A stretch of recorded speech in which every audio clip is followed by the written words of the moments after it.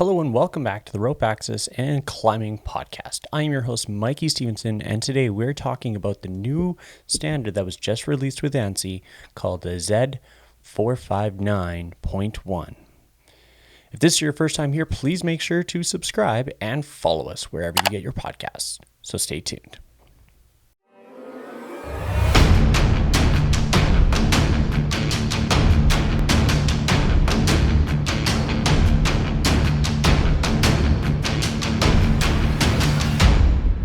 Step into your harness and get ready for a podcast about the vertical world.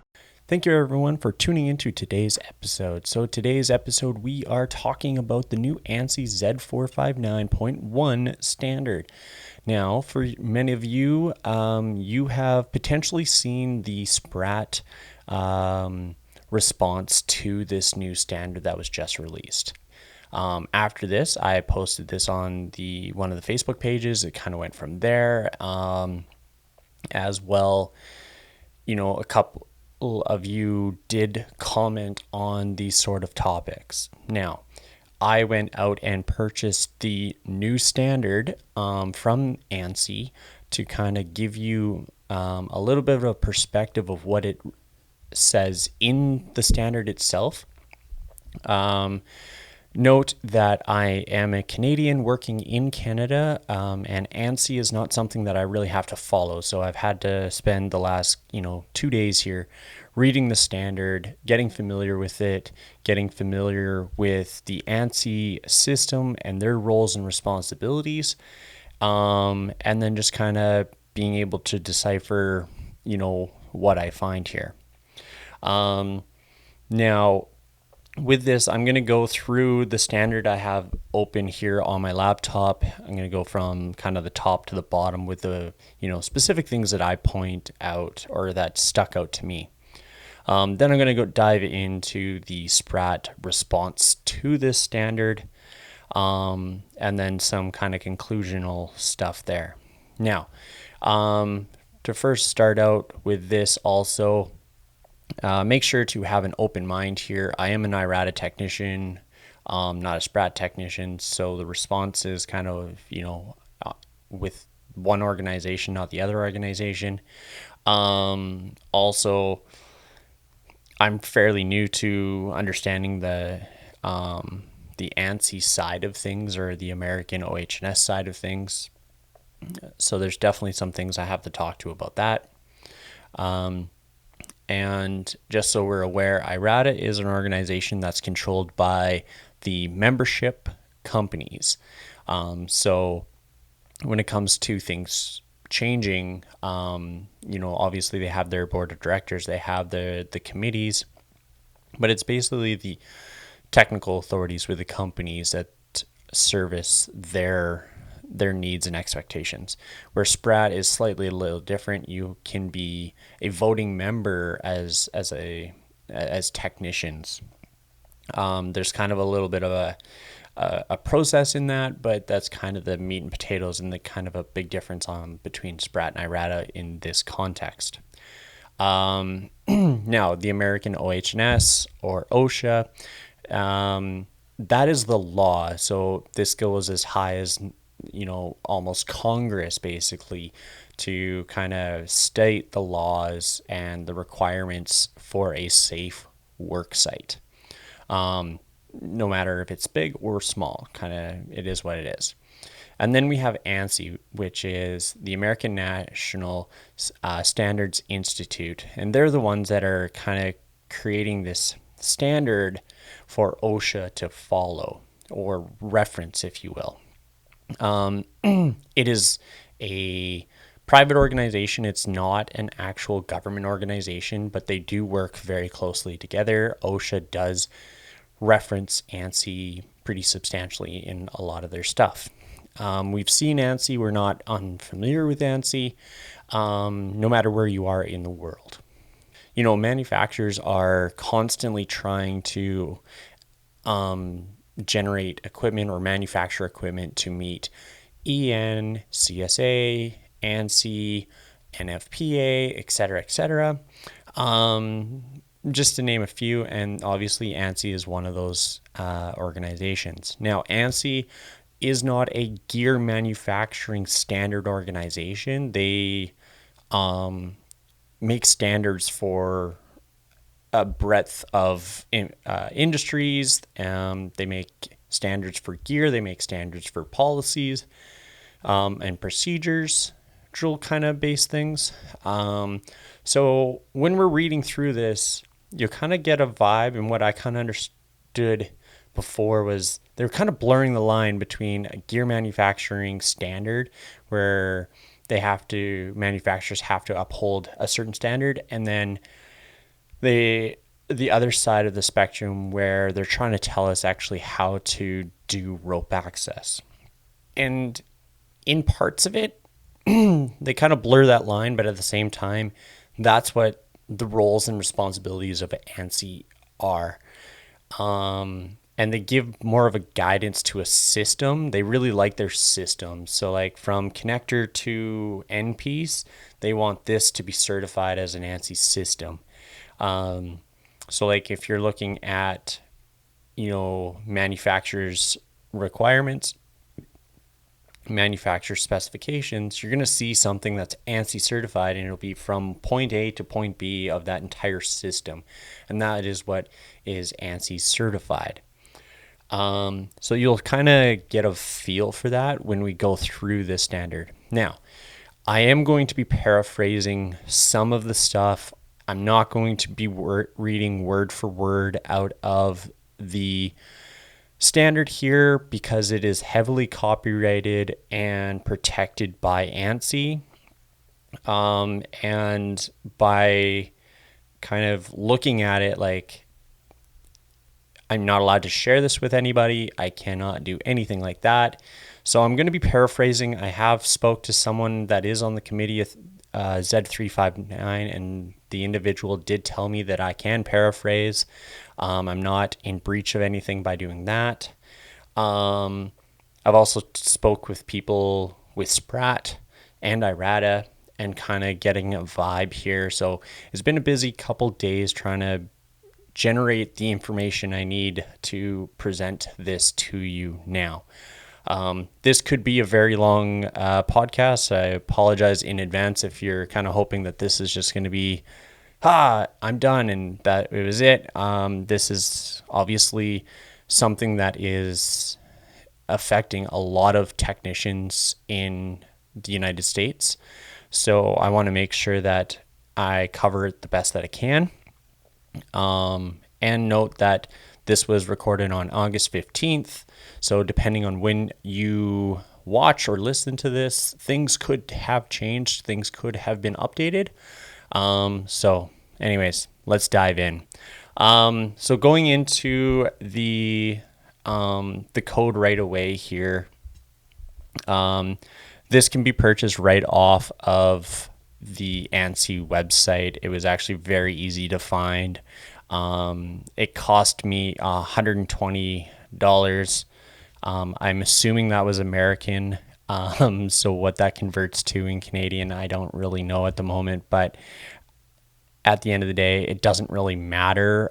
Getting this information out to you is more important to me right now. So, I did kind of give you an idea what the roles and responsibilities of ANSI are. So we have to keep that in mind here. They are trying to make things safe. The induction of this standard is trying to, make a rope access standard that is recognized by Congress and recognized by OH&S. They want to find a way to work it into the system. Now, as ANSI, as an organization, they're not allowed to refer to IRATA. They're not allowed to refer to SPRAT because they're not a encompassing system. They're not a government organization. They're not affiliated with anybody. And ANSI, I guess, is very, very specific about that. So in the early drafts of this back in 2019, give or take a little bit, there was some parts of it that were refer to SPRAT or IRATA or SOFT or ERA or whatever the case is. And the committee of Ansi, the 359 committee, came out and just blatantly disregarded it and took it right out because they cannot refer to outside sources. That's something that we do have to keep in mind with this, keeping our mind open. This standard refers to a capacity range of 130 to 310 pound personnel, so 59 kgs to 141 kgs. So, obviously it's kind of a give or take side of the thing conversation. I know that there are technicians that are operating under 130 pounds. So, ANSI is trying to generate a standard that recognizes the people of North America, where EN is really a standard that represents the people of Europe. For all intensive purposes, the temperature rating of testing that will be spoken here in this standard. I'm not going over the testing part here in the standard, but it is right around 35 degrees Fahrenheit to 100 degrees Fahrenheit, so plus minus a little bit.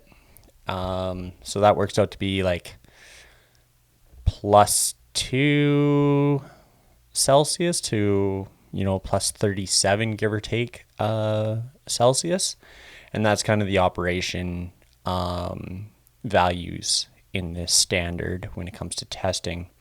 Definitions. There's a couple definitions in here that I really wanted to kind of highlight. And it's just for the sake of conversation. When I refer to these people or these objects, making sure that we're on the same page with this. So, right out of the gate here is rope access. There it is. Rope access competent person. So this is a very key part, an integral part of the system that they're trying to implement here. This technician is designated by an employer.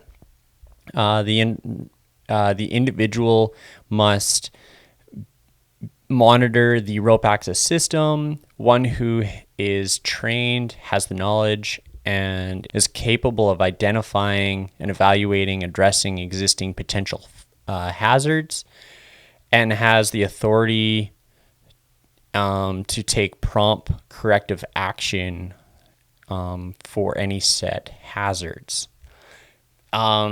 This person is, you can think of this person in this concept here as a subject matter expert of a company or a technical authority. So if you're in that role in the company, this is the person that is going to be setting the procedures moving forward. So keep that in mind for later on in the conversation. This competent person will come into play. They obviously have a rope access authorized technician and rope access technician, but those are not things that we're really going to be referring to here in this. Then they also have this here as a rope access backup device, also known as a rope access safety backup system.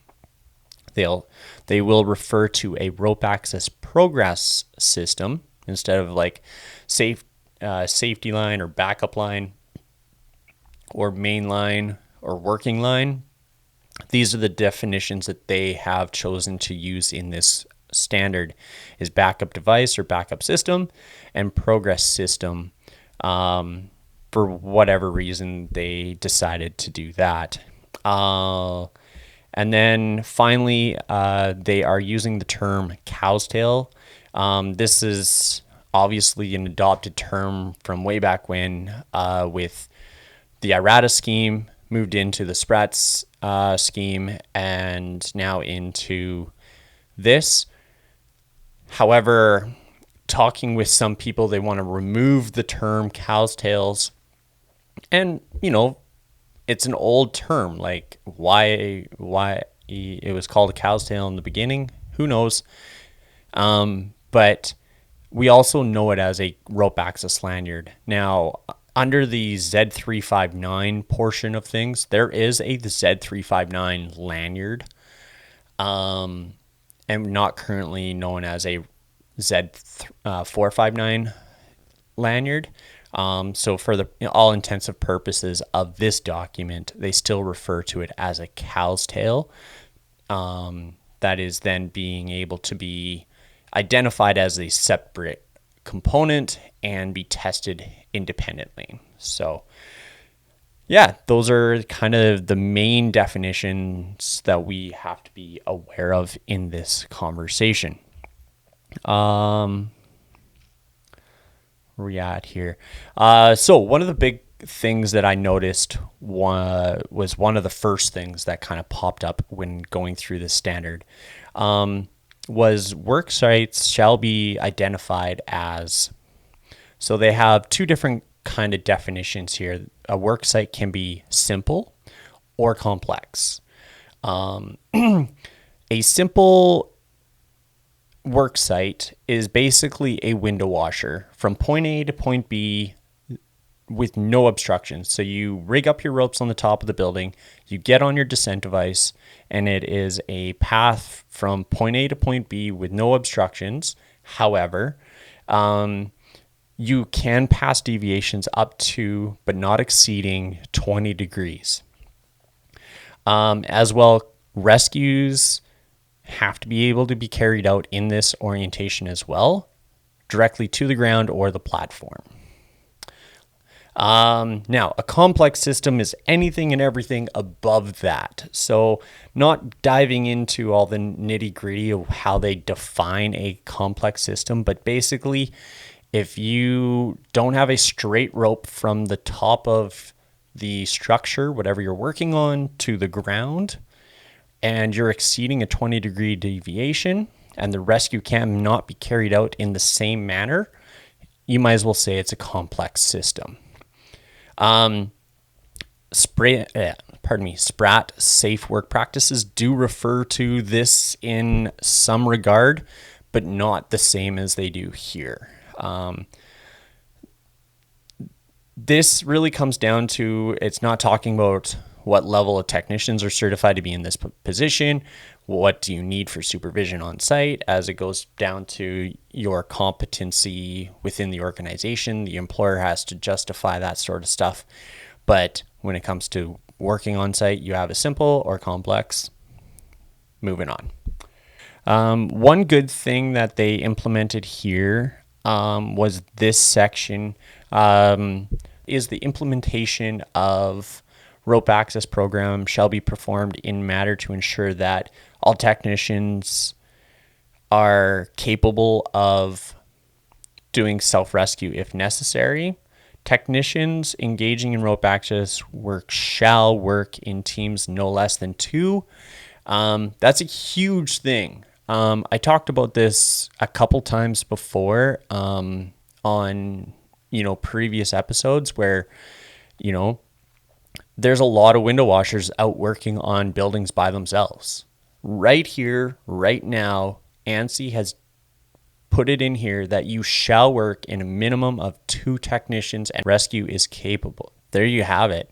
Like, it's right here. Okay, you do not have any foot to stand on about working on a building by yourself. This is a huge step forward. The work plan shall provide a assisted rescue plan, means of communication, pre-planned response, and it just goes into more rescue stuff. So basically what it states in this is the most important part of this entire section here, subsection here, is rescue and working in teams more than. This one really bothers me.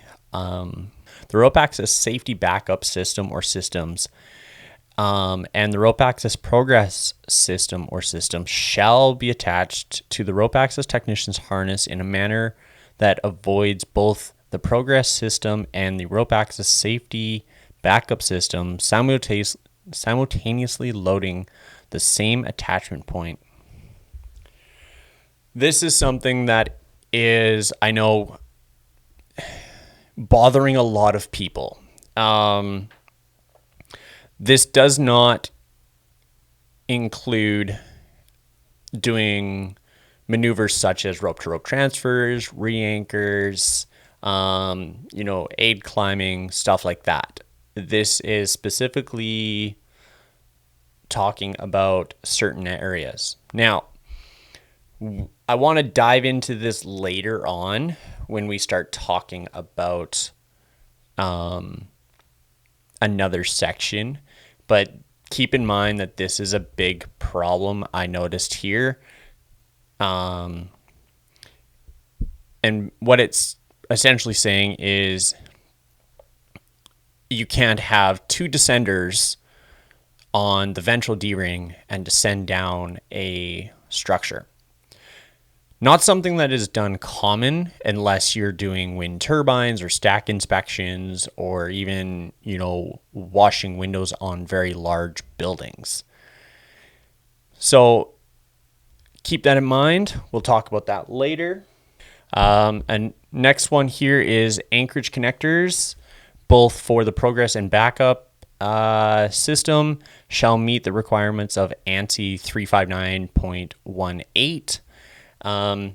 This probably isn't new to you. You're probably already familiar with this. Basically, carabiners must be rated for 5,000 pounds in the major axis and 3,600 pounds in the minor axis. This comes into conflict with a lot of people because they want to use their fancy carabiners and they don't have an ANSI rated carabiner that has a 3,600 pound rated gate on it. I get it.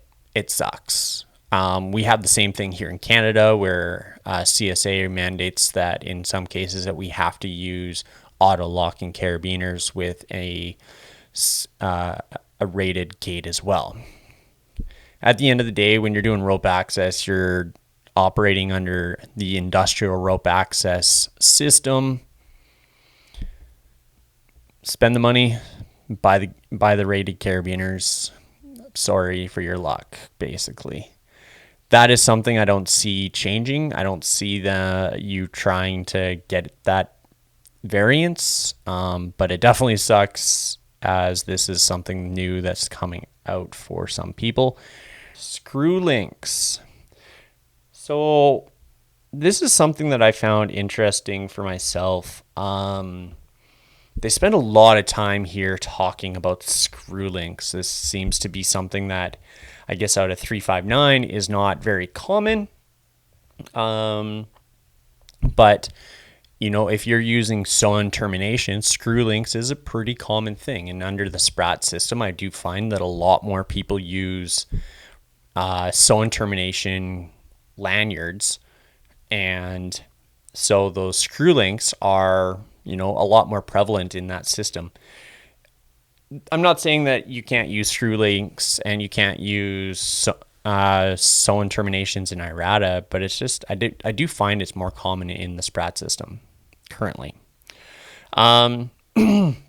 So it says here that screw links used in rope access systems shall be an integral part of the system.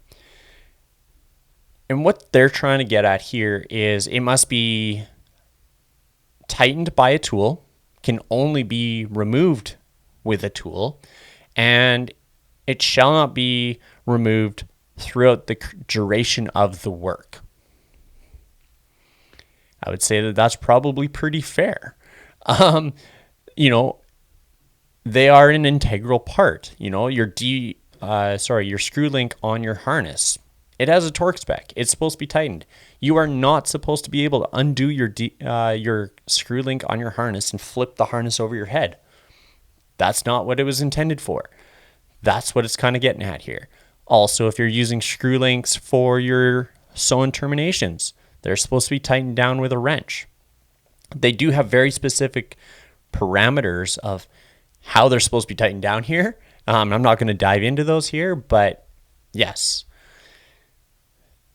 they have implemented and spent a lot of time talking about screw links in this standard. But keep that in mind. Integral part, tighten it down with a tool, call it a day, move on. And everyone's favorite conversation. So the cow's tails, otherwise known in industry as rope access lanyards. So the big thing here is we have to keep in mind that there are 359 lanyards. And this is why we're still stuck on the cow's tail name, is it gives us some foot to stand on using a dynamic system in a rope access system for our lanyards here. They're not certified to 359. They would probably never pass a standard 359 test. So they're working. It's a thing in progress. They're coming together with this. But so for all intents and purposes, still using the term cow's tails. The one that I'm not a fan of here is when a cow's tail is used as part of a rope access safety backup system, it shall be connected to the sternal D-ring. Okay, fine. Okay, I think that for the most part, a lot of people are adopting this, but it is not the perfect end-all be-all solution. I'll talk about that in another episode of my thoughts on this in great detail, but I'm personally not a fan of this. Basically says that if you have a backup device, it has to be attached to the sternal. This is where I was really upset when I was trying to understand Ansi's stance of like, are you trying to tell us how to do rope access now, or are you still trying to make a standard for equipment? A little confused there until I dove into this, but they're trying to make a system, and from a system that is from that D-ring to the safety attachment. All right, so from that point, I get it, I understand, but it doesn't give us a whole lot of leeway to kind of adjust things. Next one here, cow's tails shall be used in manner such maximum fall distance cannot exceed the length of the cow's tail. So going back to maximum fall distances and fall factors and stuff like this. So the maximum length of these cow's tails are no greater than 39 inches or 990 millimeters. Basically 1 meter, whatever unit of measurement you want to use today. So you cannot take anything greater than a fall factor of 1 on these lanyards at all. It's stated right here. I think that that's a good thing, but it's also not new. Okay. I know when I teach rope access courses, I always state that maximum potential fall factor is 1. Do not exceed it. And it's obviously documented right here. This one bothered me. Maybe this is just me being old school and, in some ways not liking change. So bear with me there, but cow's tail shall be terminated with stitch eye terminations at both ends. So are we not allowed to tie our cow's tails to our harnesses anymore? Let's talk about that later. Next one is when tested in accordance with this test number here. I won't read it out. The cow's tail shall sustain a statically applied load of 5,000 pounds greater without releasing the load. What was the last one I just talked about? Sewn Terminations? No knots? That's going to cause a problem in doing rope access in some areas. So that is definitely, those two there basically solidify some things. And I'm not too fond of them, but that's just the way it is. D-rings on harnesses, I do believe, are supposed to be 5,000 pounds. I think right now, Petzl specifies on their Avail harness is 16 kN. I know that that's the CSA version of the harness. I don't know about the Ansi specific harness. So that's something that obviously Petzl's going to be having to look at if they want to adhere to the 459 standard. So there's definitely things that are good. There's definitely things that are, very cumbersome and not so ideal for our industry. It's not perfect. Do I think it's it's starting off in the right direction? It's 6 1 half dozen the other. Now, let's dive into here with the SPRAT response. So, like I said, I just went over the code, talked about a couple things that I want to refer back to, and I'll read this response and then we'll go dive into some conclusional stuff here. So, SPRAT released a response on August 13th, 2021. This was released on behalf and approved by the SPRAT Board of Directors. So this is obviously public domain. You can download this. I'll put a link in the description. So feel free to read it, but also please get involved in these conversations. These conversations are the things that affect you on your day-to-day to get to work. And when standards are released, they may not be perfect when they first go out, but it's industry that's going to drive them to just develop better standards. So here we are. Now, SPRAT's response, they do state in here that did catch some of people's attention, was through falls from height remain a leading cause of workplace fatalities in the United States. The source, they do link a source here. Rope access fatalities have remained practically non-existent. That sentence there kind of caught people's attention. People have died in rope access. We all know it. But in comparison to other industries, it's still a easier, faster, safer, lower risk method of access. But we still do have to understand that people have and will continue to die in this industry. And what all, organizations are trying to achieve is to reach 0 deaths, 0 injuries. So through competency, through mentorship and training, hopefully we can get there one day. We're obviously still trying to get our feet under us sometimes, but that's kind of the meat and potatoes of that.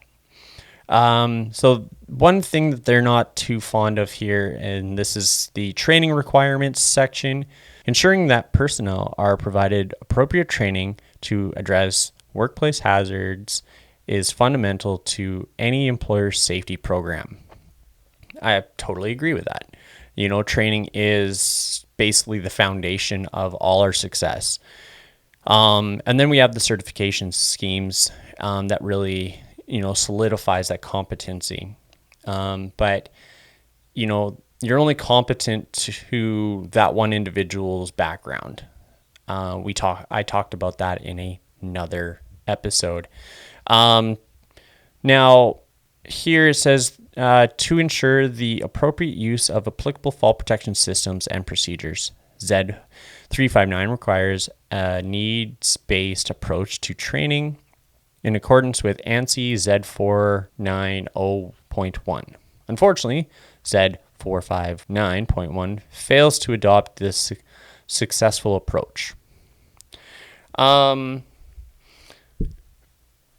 They do tell you that all technicians do have to be certified. They all have to be trained, or I guess they trained and qualified. And from my understanding was they tried to stay away from labeling 1, 2, 3.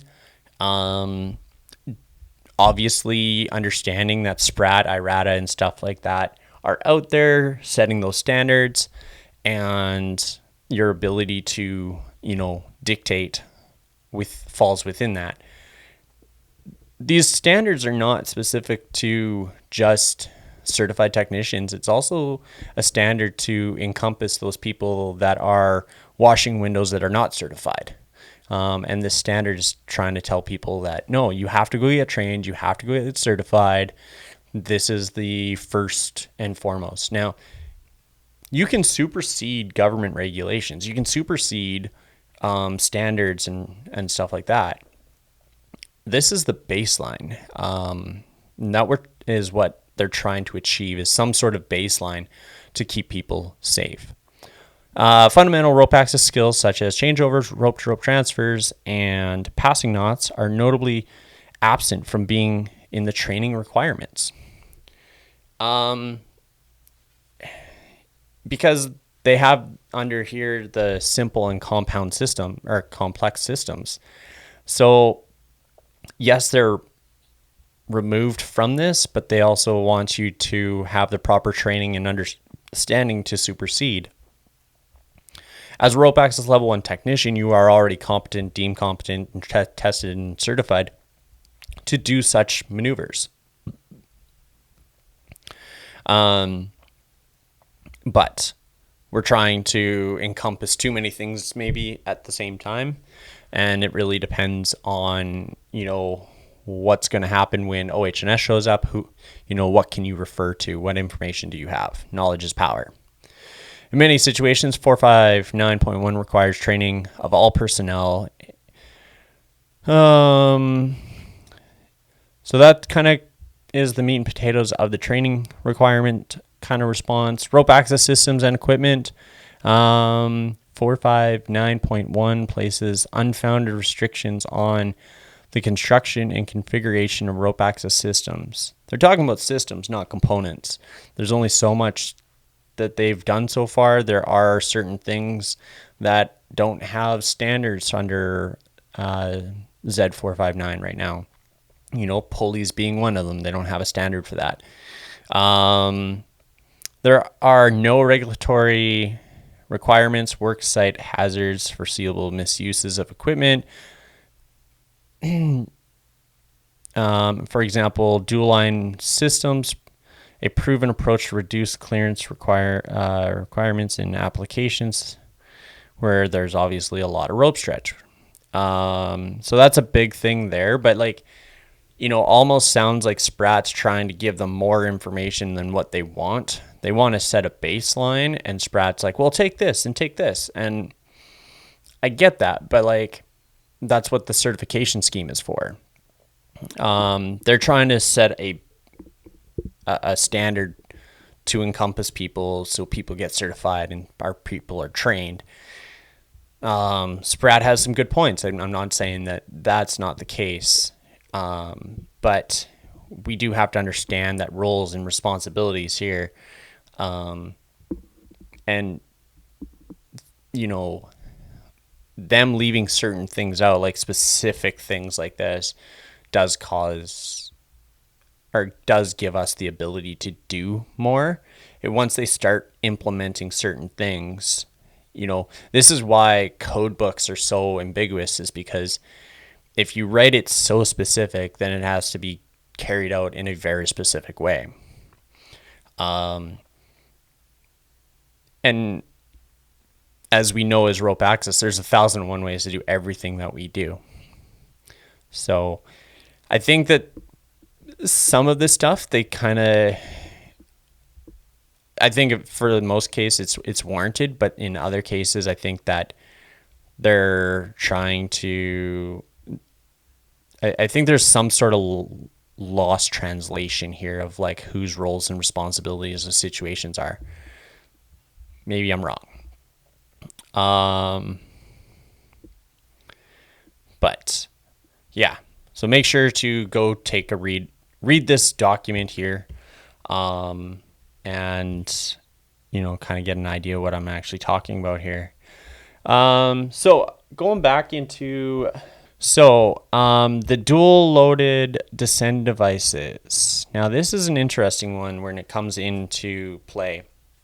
So not allowed to load basically your main line and your progress line and your backup line simultaneously from the same attachment point.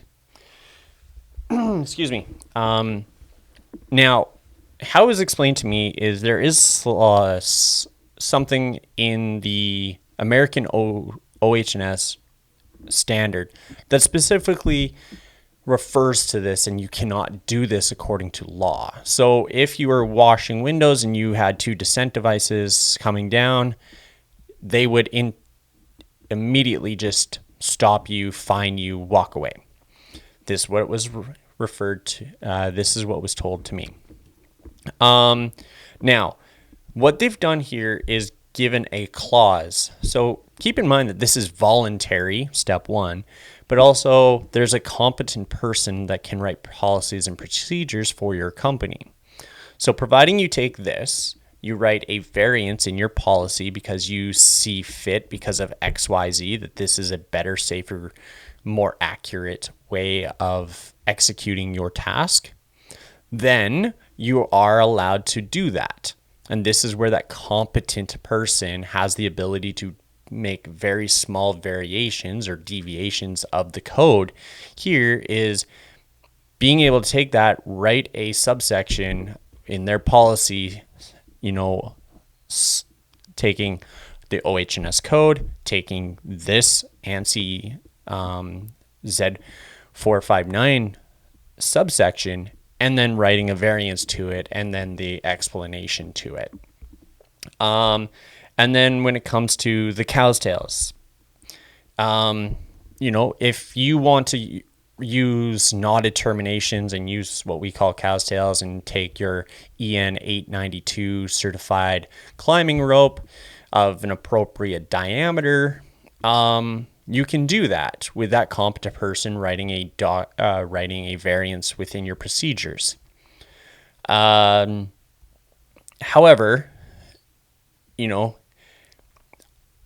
I have to say that I am not 100% familiar with these processes, so take that with a grain of salt. This is just what was relayed onto me.